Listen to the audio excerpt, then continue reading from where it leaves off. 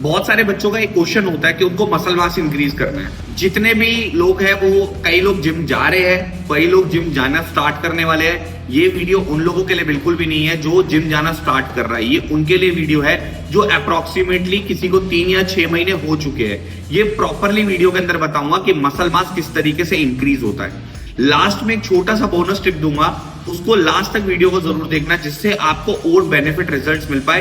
तो एंड तक बने रहना। सबसे पहले बात करते हैं मसल मास जो इफेक्टिवली बहुत तेजी से अपना मसल मास को इंक्रीज करना चाहता है, वो कैसे इंक्रीज करे। तो प्रॉपरली ये समझना बहुत इंपॉर्टेंट है कि इसके अंदर आपकी ट्रेनिंग, आपकी न्यूट्रिशन और आपके सप्लीमेंट्स और स्टेरॉइड सब चीजों का एक बहुत बड़ा रोल प्ले होता है। ठीक है, ऐसा नहीं होता है कि आप सप्लीमेंट ले रहे हो तो मतलब कोई आपको ऐसा भी ना बोले कि यार तू अगर सप्लीमेंट नहीं लेगा तो मसल मास इंक्रीज नहीं होगा, या अगर आप उसमें न्यूट्रिशन अगर मिस कर दोगे तो सप्लीमेंट ले रहे हो तब भी रिजल्ट नहीं आएंगे, अगर आप सिर्फ एनाबॉलिक्स डाल रहे हो तब भी रिजल्ट्स नहीं आएंगे।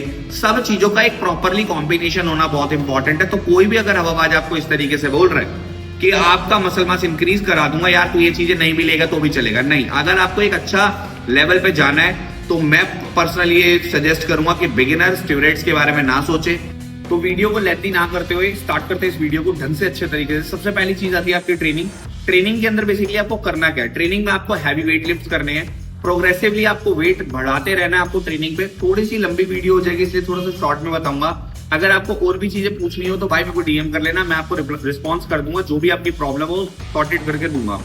कंपाउंड एक्सरसाइज कर लेना। अब कंपाउंड एक्सरसाइज कौन सी होती है, स्क्वाट्स होती है, डेडलिफ्ट होते हैं, बेंच प्रेस होती है, ये सारी कंपाउंड एक्सरसाइजेज में आती है। हाई प्रोटीन डाइट इंक्रीज करनी है। कम से कम अगर आप हफ्ते में 6 बार जिम जा रहे हो तो कम से कम आपको अपनी बॉडी वेट के 1.5 गुना या 2 गुना प्रोटीन अपना इंटेक करना पड़ता है पर डे। ध्यान रखना, per day. Okay, fast recovery के लिए आप कम से कम 7 से 9 घंटे आपको आराम से सोना पड़ेगा रिकवरी के लिए। अगर आप नहीं सो रहे तो कहीं ना कहीं आपकी हाइपरट्रॉफी में प्रॉब्लम आ सकती है। ठीक है, बेस्ट सप्लीमेंट्स कौन से होंगे, सबसे बड़ी प्रॉब्लम आती है यार सप्लीमेंट ले तो कौन से ले। अगर आप बिल्कुल थिन हो तो मैं मसल मास गेनर के लिए सजेस्ट करूंगा कोई भी अच्छा था। अच्छा, एक बहुत बड़ी कंफ्यूजन जरूर होती है भैया, कोई बोलता है यार एक मसल मास है और एक है मास गेनर, तो भाई ये मसल मास और मास गेनर दोनों चीजें सेम होती है। तो ये मत समझना इससे मास ही बढ़ेगा इससे मसल बढ़ेगा, ऐसा कुछ नहीं होता। मार्केट के अंदर बहुत सारे लोग पागल बनाने के लिए आपको बैठे हैं, तो वो ना करते हुए आपको उस पर्सन से सामान खरीदना है जिसके पास ऑथेंटिसिटी हो। जैसे कि मैं आपको एक ज्ञान क्यों दे रहा हूं, मैं गोल्ड जिम ट्रेनर सर्टिफाइड हूं, मैं डाइटिशियन हूं, मैं हर एक ब्रांड का ऑफिशियल डीलर हूं। लगभग 70-80 ब्रांड से मैं हर एक ब्रांड का ऑफिशियल डीलर हूं। तो ये बात ध्यान रखना, गाइडेंस उससे लो जो आपके पास उसके पास नॉलेज हो, जिसके पास सर्टिफिकेशन हो। वीडियो को बताता हूं आगे। वो पर्सन वे प्रोटीन यूज कर सकता है जिसको लगता है कि नहीं अब मेरे को मसल्स की जरूरत है। मेरे को बेसिकली ऐसा नहीं है कि वो बिल्कुल स्किनी नहीं है, वो इंटरमीडिएट काइंड ऑफ बन चुका है, तो वे प्रोटीन जा सकता है। वे प्रोटीन के अंदर वो फास्ट रिकवरी उसकी हो जाएगी। बहुत सारे अच्छे ब्रांड्स आते हैं, आप किसी में भी जाइए। क्रेटीन, अब क्रेटीन बेसिकली आप लेना शुरू कर देना। क्रेटीन के अंदर, क्रेटीन हमारी बॉडी खुद बनाती है, ये बात ध्यान रखना। क्रेटीन जो आपको लेना है वो आपको लोडिंग अनलोडिंग साइकिल के अंदर दोनों में लेना है। मेरी एक वीडियो और भी बनी हुई है क्रेटीन के बारे में, जाके देख लेना कि क्रेटीन की लोडिंग साइकिल और अनलोडिंग साइकिल्स क्या होती है, वो आपको पता लग जाएगा।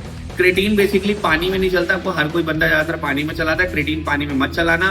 क्रेटीन या तो किसी ब्रेवरेजेस में चलाना या क्रेटीन अपने गेनर में या वे प्रोटीन के अंदर डाल के क्रेटीन चला लेना, ज्यादा बेस्ट रिजल्ट देगा।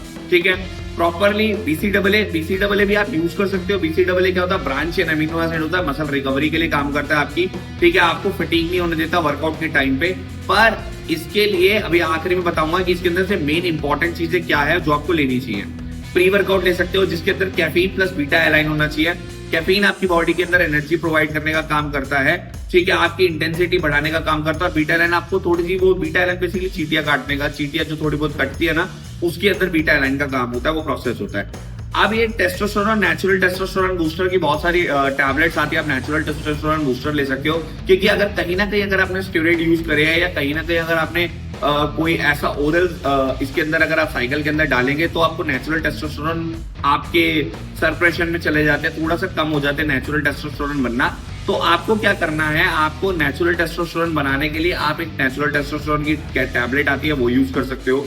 मास गेनर मैंने आप लोगों को बता दिया कि वो पर्सन ले लेना जो पर्सन बहुत ज्यादा स्किनी हो। अब इसके अंदर से सबसे बेस्ट अगर सप्लीमेंट बात करूं, सबसे बेस्ट आपको क्या चीजें चाहिए। अगर आप स्किनी हो तो मसल मास लेना, वे प्रोटीन मत लेना। आप क्रिएटिन डालना, चाहे वे प्रोटीन ले रहे हो चाहे मसल मास ले रहे हो, वे प्रोटीन जरूर डाल लेना। BCAA की ऐसी कोई खास जरूरत नहीं पड़ेगी आपको अगर आप एक इंटरमीडिएट हो। टेस्टोस्टेरोन बूस्टर की भी अभी जरूरत नहीं पड़ेगी। मैंने आपको तीनों चारों पांचों वेज बता दिए कि क्या क्या चीजें यूज कर सकते हो, पर जो इंपॉर्टेंट है वो आपको बता रहा हूँ, ठीक है। फिर उसके बाद अगर मैं ओरल, अगर अब आपने जाना किसी के ओरल स्टेरॉइड की साइड पे मूव ऑन करना है तो बहुत सारे आते हैं, जैसे कि डायनाबोल। डायनाबोल का होता है रैपिड गेन देता है आपको डायनाबोल। इसकी जो डोज होती है वो 20 mg से 50 mg तक आप इसकी डोज यूज कर सकते हो। इसकी जो साइड इफेक्ट होंगे वो आपकी वाटर रिटेंशन करने का काम करता है, आपकी बॉडी के अंदर ब्लड प्रेशर इंक्रीज कर देता है, आपको लीवर में कहीं ना कहीं प्रॉब्लम क्रिएट करता है। ये पीसीटी रिक्वायर्ड होती है, हाँ पीसीटी रिक्वायर्ड होती है इसके अंदर भी, ठीक है। पीसीटी में आप क्या यूज करें, पीसीटी के अंदर यूज कर सकते हो क्लोमिड आता है, नॉल्वर्डेक्स आती है, शिलाजीत खा लीजिए, अश्वगंधा खा लीजिए, मतलब बेसिकली थोड़ा सा कॉम्बिनेशन बना के यूज करिए।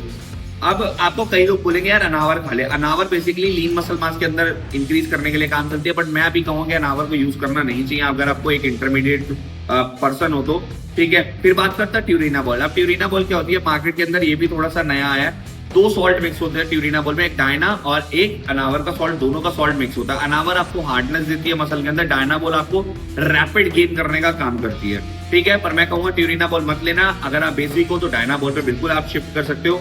एक साम्स के पीछे मैंने एक वीडियो भी बनाई है RAD 140 के बारे में। RAD 140 भी यूज कर सकते हो इसके अंदर, अल्टरनेटिव के अंदर। ये 10 से 30 mg तक आप यूज कर सकते हो। पूरी वीडियो जाके देख लेना मेरी, आपको मिल जाएगा। ये रैपिडली आपका मसल मास इंक्रीज करने का काम करता है और वाटर रिटेंशन भी नहीं करता है। अगर आपको स्टेरॉइड्स की जगह पे कहीं कुछ यूज करने को मिल रहा है तो वो RAD 140 है, साम्स। ये बात ध्यान रखना। इसके अंदर से जो अगर स्टेरॉइड के उसमें जाना चाह रहे हो तो आप इसमें यूज कर सकते हो सिर्फ एक डायनाबॉल के साथ में RAD 140, मतलब ये दोनों का कॉम्बिनेशन नहीं है। आप या तो ये यूज करिए या ये यूज करिए, ठीक है। बाकी जो एक दो चीजें मैंने आपको बताई है वो छोड़ देना, जैसे कि ट्यूरिनाबॉल मत लो, ठीक है। अनावर अभी मत लो। आपको 2 ही चीजें लेनी है, एक डायनाबॉल या फिर RAD 140। अब आप कंफ्यूज मत होना, दोनों में से कोई एक चीज लेनी है, या तो डायनाबॉल या RAD 140, ठीक है। इसकी बेस्ट साइकिल्स क्या क्या होंगी मसल गेनिंग के लिए। बिगिनर जो ले सकता है वो 4 से 6 हफ्ते तक की साइकिल यूज कर सकता है। जो इंटरमीडिएट होता है अप्रोक्सीमेटली 8 वीक तक साइकिल यूज कर सकता है। जो एडवांस होते हैं वो 10 से 12 वीक्स तक आप उसकी साइकिल्स को यूज कर सकते हो, ठीक है। आज अब इनके अंदर जो लास्ट टिप मैं आपको देने वाला था वो ये थी कि पीसीटी। इन सारी चीजों के अंदर पीसीटी जरूरी है क्या? हाँ, इन सब चीजों के अंदर पीसीटी जरूरी है।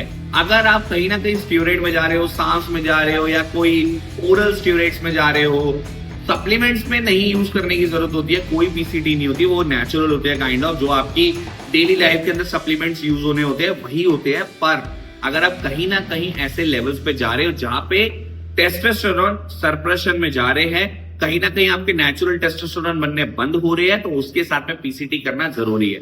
अच्छा, अब ये पीसीटी करना जरूरी क्यों है भैया? ये पीसीटी करना इसलिए जरूरी है क्योंकि आपके जो नेचुरल टेस्टोस्टेरोन जो आपके डाउन हो चुके हैं वो डाउन ही रहेंगे। पर इसका मतलब ये नहीं होता कि आपको लोग ये बोलना शुरू कर दे कि भैया आपके नेचुरल टेस्टोस्टेरोन बनने बंद हो गए तो आप बच्चा पैदा नहीं कर सकते या लड़का नहीं होगा आपके। ये ऐसे ऐसे अजीबोगरीब से मिथ बन रखे हैं, तो उस मिथ पे ज्यादा फोकस मत करना। नेचुरल टेस्टोस्टेरोन 2 से 3 महीने में ऑटोमेटिकली उठने शुरू हो जाएंगे, ठीक है, अगर पीसीटी नहीं भी करते हो तो। पर मैं चाहता हूं आप पीसीटी करो। पीसीटी के अंदर आप क्लोमिड और नॉल्वर्डेक्स जैसी टैबलेट को यूज कर सकते हो और आपकी 100% पीसीटी हो जाएगी। ऐसी और वीडियो अगर आप लोगों को देखनी हो तो मेरे चैनल को सब्सक्राइब कर लेना, वरना ऐसी वीडियो दोबारा आपको देखने को नहीं मिलेगी। बाकी अगर कोई कंफ्यूजन आती है मेरी टीम आपको सपोर्ट करेगी। थैंक यू सो मच ये वीडियो देखने के लिए। हर हर महादेव, शिव शंकर शंभू।